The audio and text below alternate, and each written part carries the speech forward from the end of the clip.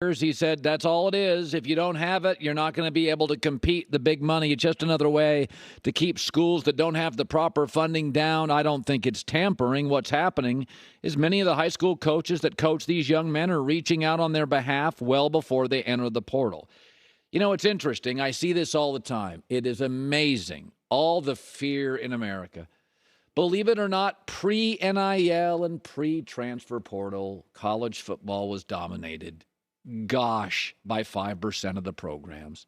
In 14 of the last 15 years, the SEC has won or played in the national championship. The year they didn't, Ohio State was in it with Oregon, who has the richest booster, and another, Ohio State, one of the richest programs.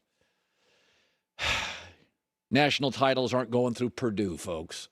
A lot of you media do-gooders want to put Cincinnati in, get them into the playoff, and then we always go, not great. Sport's been dominated for the last 25 years, quarter century. I looked it up this morning by 7 programs, and you know who they are. I don't love the current NIL and transfer portal frenzy. I don't think it's sustainable. But it's like a lot of new things, Bitcoin, NFTs, drones, the NIL. It feels like it needs more, structure and regulation. But none of them are going to change the world. The dollar's not going anywhere. I don't even know what NFTs are. And UPS and the post office aren't leaving because of drones. College football, more than any sport in America, team sport, has been dominated by like 5% of the programs. Do I worry about the middle of college football? No, because it's never been driven by it. Here's what I know. If USC's in the top 5 or 6 teams, L.A. County loves the Trojans, and there's 10 million people in L.A. County, which is more people that are in 40 states, and the TV ratings, which have been dipping, and attendance, which has been dipping, will go back up. And because, the West Coast has big cities, Seattle, San Francisco, Los Angeles. The West has Denver and Arizona, a lot of big cities, Vegas. They like college football, but have felt for the last, 10 years, they can't really compete. It's all going to be okay. I don't know if it's sustainable. I doubt it. But there's a lot of new things out there, and you've convinced yourself that Bitcoin and NFTs will change the world, and I disagree, and I don't think this will change anything.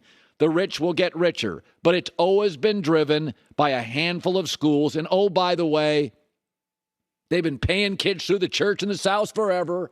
There have been money changing hands. Now you just hear about it because there's sponsors attached to the money. But the sport's been driven by money forever. There was the facilities game, and then there was the Harbaugh contract, and then it's always been the SEC's got the best TV deal, and now the Big Ten TV deal. Sport's always been driven by money. Now it's just the players get a little bit of it. Joy with the news. No. Turn on the news. This is the Herd Line News. Exhausting. So Tyler Hero was questionable going into last night's game. Well, he wasn't questionable after it. Woo! He was not. He came off the bench, scored 25 points in 29 minutes, as well as having 7 assists, the second most in his playoff career. He can be streaky when he's hot, though. He's a problem when he's hot. Bam Adebayo had 24 points and 12 rebounds, went 8 for 10 from the floor and 8 for 8 at the line, and Jimmy Butler added 15 points. So all around, good game for the Heat. They did have a rough night at three-point line, shooting 25%, 9 of 36. So when you don't have Joel Embiid on the floor, you can get away with that. That's not sustainable moving forward. Right.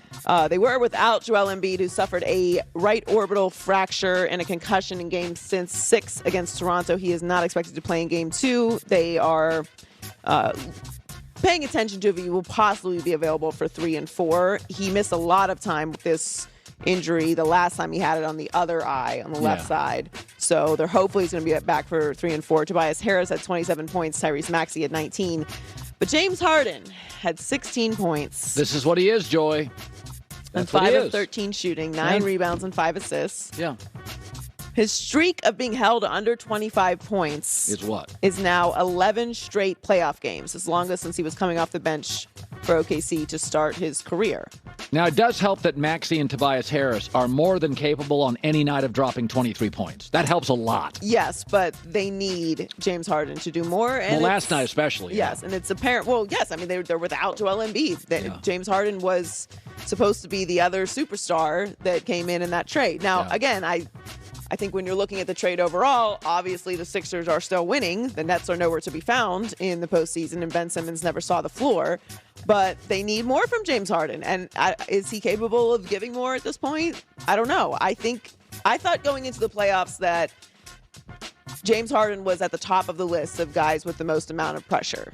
Obviously, if you're the defending champions, you have pressure on you in Milwaukee and Giannis. He's stepped up to the plate, showing he's the best player in the league. I didn't think the Nets actually had that much pressure on them. They were a low seed, and they had no continuity all season. James Harden is a big part of the trade. He's not had the postseason success he needs to have for the level of superstar that he is, and he's kind of struggling right now as far as what they need him to do. So the Sixers were also 6 of 34 from the three-point line, shooting 17%. So it was just all around bad game for the Sixers, and the Heat are a good team, but they're going to need a whole lot more from everyone. Game 2 is tomorrow in Miami. The Heat are currently favored by 8.5, according to Fox Bet. Luka, in the other game last night, scored 45 points in Game 1 against the Suns, but the Mavs still lost. And Jason Kidd said they're going to need some of their role players to step up and help Luka if they want to win this series. He got whatever he wanted. When you look at the shots, in the paint, behind the arc, mid-range, and then also I thought he got his teammates some great looks that we normally have made. But I thought he played great. We just got to help him get someone, to join the party. The final score was not indicative of how that game went. God, Phoenix was ahead by 10-12. They dominated the whole game. Whole game. The Mavs lost 121-114. Luka also had 12 rebounds and 8 assists in addition to his 45 points, so he had an unbelievable game. But the Mavs' other 4 starters combined for less points than Luka, 39. Dorian Finney-Smith had 15, Jalen Brunson had 13, Reggie Bullock had 7 points, and Dwight Powell had 4 points. So he's right. They need someone else to step up. Spencer Dinwiddie, I think, had 8 points last night. So they need everyone to contribute. The Suns are as you said, they're Berkshire Hathaway. We know what we're going to get from the Suns every single night. Yeah. To Nick's point, you have the best player on the floor in Luka Doncic. Yeah. If anyone else steps up and has a big game, you probably win that game just because of how good Luka was last night. Yeah. So we know the Suns are the best team in the league. That's what consistency gets you. If you take advantage and play good defense, that's what's going to happen. So Luka can put up 45 and it's irrelevant. So game 2 is tomorrow night in Phoenix. The Suns are favored by 6, according to Fox Bet. So some big NFL news yesterday. The NFL suspended DeAndre Hopkins 6 games for violating the PED policy. His manager released a statement saying that D-Hop and everyone he works with are completely shocked by the findings. So he said he's committed to demonstrating that he did not knowingly take a banned substance, and they're testing every product he used to figure out how this could have happened. So even if it's taken accidentally, that doesn't protect the player from suspension. I'd love to see a list of stuff you can't take. Or maybe you can. Like, is there, because it was the old, when I was in high school, it was the old poppy seed excuse. If you got busted for pot, you'd be like, I had poppy seed muffin for breakfast. And that got you off. That got you out of a lot of trouble. Not that I was ever tested or busted, but that was in the hallways. That's what people talked about. Did you ever have to be drug tested? Oh, I've been drug tested multiple times. Really? Ann won't let me in the house without it. Oh, come on. No, I was drug tested. Like for work? Yeah, Tampa. I remember literally I showed up to Tampa, and thank God I'd kicked the habit. So I got there, and the first thing they did, I walked in, and they sent me down to this hospital on Kennedy Boulevard. At some little mall, and I sat in the back. I sat there in the back and waited, and I took it, and sweating bullets on that one, Joe. I had to be drug tested once for a job, for a radio station. Yeah, you should want your people on radio to be a little off. I thought that's one of the. Yeah, I was actually kind of surprised by it. Not like a pilot or something. But how'd you do on that? Oh, well, I passed. I was not positive that's how it was going. I drank a lot of water that week, but I did pass. No, I'm sure that the list is, obviously very complicated for these, but, these guys do take a lot of different supplements and stuff. So he's saying it's an accident. Yeah. I'm not going to get crazy about this. Yeah. It is what it is. He's projected to lose about $5.22 million from his base salary and bonuses due to suspension. So he's going to lose some money for it, even if it is accidental. But, this is why if you're working with, those kind of possible substances, you have to be very careful. Well, what you're finding is a lot of the athletes that do this are rehabbing off an injuries. They're not doing it. They've made their money. They're stars.